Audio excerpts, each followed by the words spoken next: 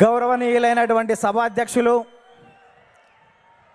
జాతీయ తెలుగుదేశం పార్టీ అధ్యక్షులు, భారత రాజకీయ ధృవతార మన ప్రియతమ నేత నారా చంద్రబాబు నాయుడు గారికి నిందలు, అపనిందలు, దాడులు, ఎదురుదాడుల మధ్య ఎదిగి యువగలమై నవగలమై జనబలంతో సాగుతున్న మన నేత, యువనేత నారా లోకేష్ గారికి, వేదికపై ఉన్నటువంటి అతిరథ మహారథులకు, సభా ప్రాంగణంలో ఉన్నటువంటి అతిథులకు, గ్రామాల నుంచి, గడపల నుంచి, తండాల నుంచి, తాలూకాల నుంచి, హైవేల నుంచి, బైపాసుల నుంచి, వివిధ రాష్ట్రాల నుంచి, వివిధ దేశాల నుంచి పసుపు జెండాలతో పయనమై వచ్చినటువంటి తెలుగుదేశం పార్టీ కుటుంబ సభ్యులకు, పత్రికా విలేకరులకు, మీడియా ప్రతినిధులకు, సోషల్ మీడియా సోదరులకు నమస్కారాలు.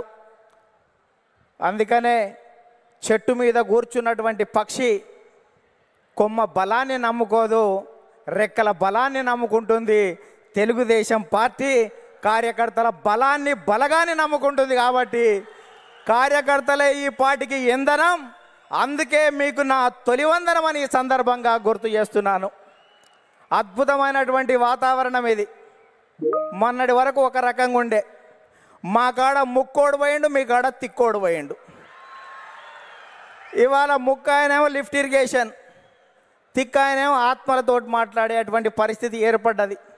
ఈ సమయంలో జనం కోసం, జాతి కోసం, పేదల కోసం, బీదల కోసం మహానాడు ఏర్పాటు చేసుకొని అధికారంలో ఉంటే ప్రజలకు చేయవలసిన దాని గురించి, ప్రతిపక్షంలో ఉంటే ప్రజా సమస్యల మీద మాట్లాడేటువంటి ఈ మహానాడు వేదికపై, ఈ మహత్తరమైన వేదికపై తెలుగు జాతి విశ్వఖ్యాతి అనేటువంటి అంశం మీద ఈ తీర్మానాన్ని బలపరిచే అవకాశం ఇచ్చిన బాబు గారికి ధన్యవాదాలు.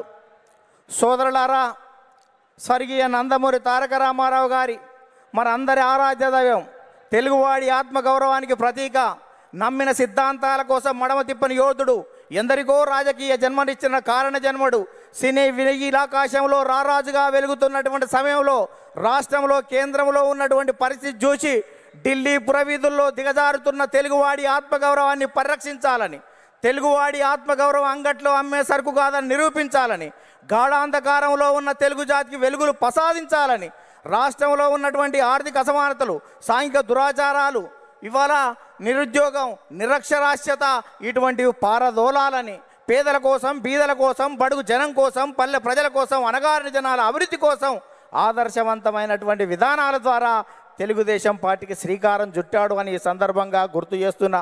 అందుకనే తెలుగుదేశం పార్టీ ఆవిర్భావం తర్వాత రాష్ట్ర రాజకీయాల్లో పెను సంచలనం చంపింది. 9 నెలల్లోనే ఇవాళ అధికారంలోకి వచ్చినటువంటి చరిత్ర మనది. భారతదేశ రాజకీయాల్లో సంచలనాలు సృష్టించినటువంటి చరిత్ర మనది. ఒక ప్రాంతీయ పార్టీగా ఉండి